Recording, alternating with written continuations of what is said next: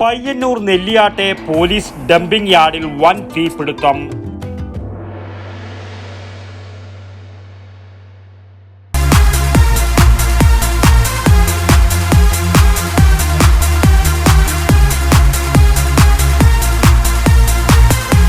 IC moon ice cream, a Janata charitable society product.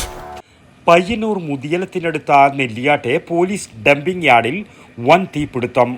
Police പിടിച്ചെടുത്ത നൂറുകണക്കിന് വാഹനങ്ങൾ തീപിടുത്തത്തിൽ കത്തിനശിച്ചു. നെല്ലിയാട്ടെ വിശാലമായ കാടുപിടിച്ച പ്രദേശത്ത് ഇന്നലെ വൈകിട്ട് നേരിയ തോതിൽ തീപിടുത്തമുണ്ടായിരുന്നു. അതാണ് ഇന്ന് ഉച്ചയോടെ പോലീസ് ഡംപിംഗ് യാർഡിലേക്ക് പറഞ്ഞതെന്ന് കരുതുന്നു.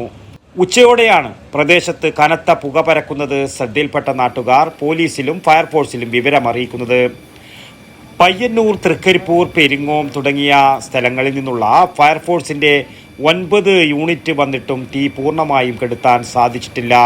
ഇന്നലെ മുതലാണ് തീ പിടിക്കാൻ തുടങ്ങിയത്. അപ്പോൾ ഇന്നലെ ഫയർ സർവീസ് വന്ന് കുറച്ച് ഭാഗം കെടുത്തിട്ട് പോയതാണ്. ഇന്നിപ്പോൾ വീണ്ടും വന്നു. രാവിലെ ഞങ്ങളുടെ വന്നിന്.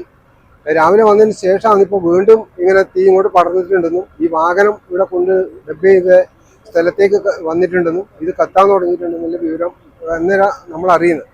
അപ്പോൾ അതുകൊണ്ട് തന്നെ ഫയർ സർവീസിന് വിളിച്ചു. വീണ്ടും ഫയർ സർവീസ് വന്നു.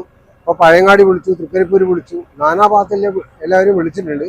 ഇപ്പോൾ വന്നുകൊണ്ടിരിക്കുമ്പോൾ അവർ പറയുന്നത് വെച്ചാൽ നമുക്ക് മാക്സിമം 2000-3000 ലിറ്റർ വെള്ളേ ആ ക്യാനിൽ ഉണ്ടാവുള്ളൂ.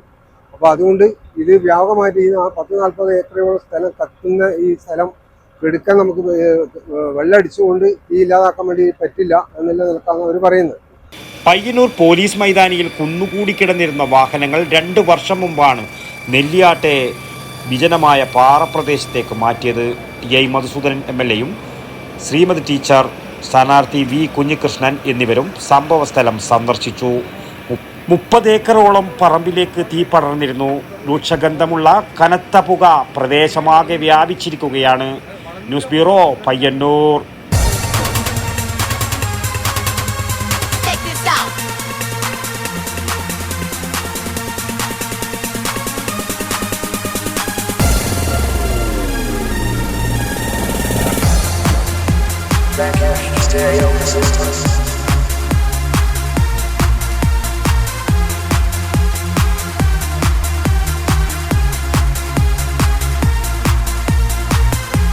IC moon ice cream, a Janata charitable society product.